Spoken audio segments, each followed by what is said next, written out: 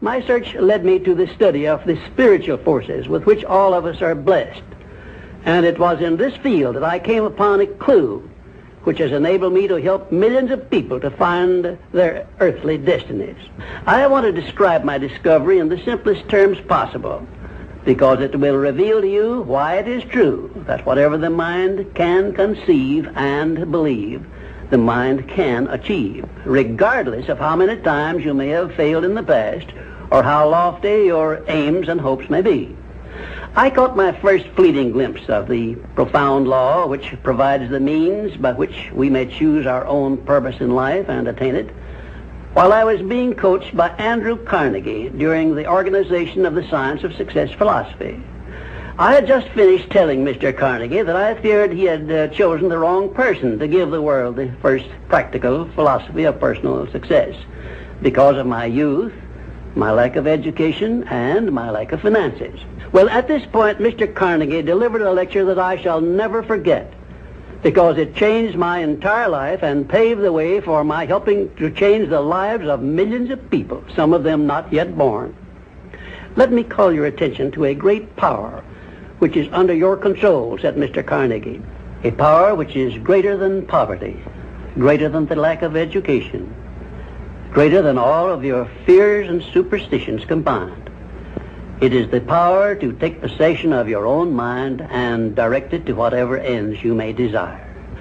This profound power, Mr. Carnegie continued, is the gift of the Creator, and it must have been considered the greatest of all of his gifts to man, because it is the only thing over which man has the complete and unchallengeable right of control and direction. When you speak of your poverty and lack of education, Mr. Carnegie explained, you are simply directing your mind power to attract these undesirable circumstances, because it is true that whatever your mind feeds upon, your mind attracts to you. Now you see why it is important that you recognize that all success begins with definiteness of purpose, with a clear picture in your mind of precisely what you want from life. Then Mr. Carnegie continued his speech with a description of a great universal truth which made such an impact upon my mind that I began then and there to give myself a new outlook on life and set up for myself a goal so far above my previous achievements that it shocked my friends and relatives when they heard about it. Everyone, said Mr. Carnegie, comes to the earth plane blessed with the privilege of controlling his mind power and directing it to whatever ends he may choose.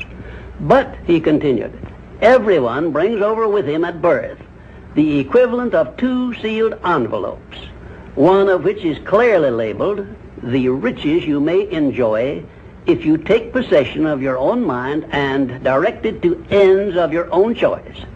And the other is labeled, the penalties you must pay if you neglect to take possession of your mind and direct it. And now let me reveal to you, said Mr. Carnegie, the contents of those 2 sealed envelopes. In the one labeled riches is this list of blessings. 1, sound health. 2, peace of mind. 3, a labor of love of your own choice. 4, freedom from fear and worry. 5, a positive mental attitude. 6, material riches of your own choice and quantity. In the sealed envelope labeled penalties, Mr. Carnegie continued, is this list of the prices one must pay for neglecting to take possession of his own mind. 1, ill health. 2, fear and worry. 3, indecision and doubt. 4, frustration and discouragement throughout life. 5, poverty and want. 6, and a whole flock of evils consisting of envy, greed, jealousy, anger, hatred, and superstition. Now, my mission in life is to help you and everyone who needs my help to open up and use the contents of the sealed envelope labeled riches. And the starting point from which you must take off if you wish to write your own ticket from here on out for the remainder of your life, I will describe for you in these simple instructions. 1, procure a neat pocket-sized a notebook, something on the order of this one here, loose leaf affair.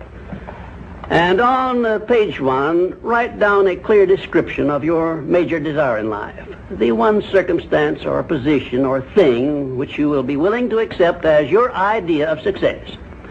And remember before you begin writing that your only limitations are those which you set up in your own mind or permit others to set up for you. And 2, on page 2 of your notebook, write down a clear statement of precisely what you intend to give in return for that which you desire from life.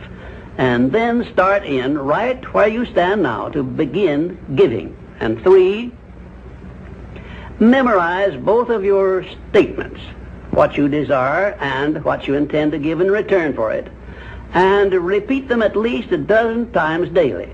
And always end your statements with this expression of gratitude for the blessings with which you were gifted at birth. I ask not, O divine providence, for more riches, but more wisdom with which to accept and use wisely the riches I received at birth in the form of the power to control and direct my mind to whatever ends I desire. If you are not too successful or self-satisfied to accept and express this profound prayer, if you accept it and express it in the same spirit of humble sincerity in which I pass it on to you, a new and a better world will reveal itself to you. A world in which you will see reflected the circumstances and the things which you yourself have created. And now let me close this, our first visit, with my favorite expression of gratitude. O divine providence, I ask not for more riches, but more wisdom with which to make wiser use of the riches you gave me at birth, consisting in the power to control and direct my own mind to whatever ends I desire.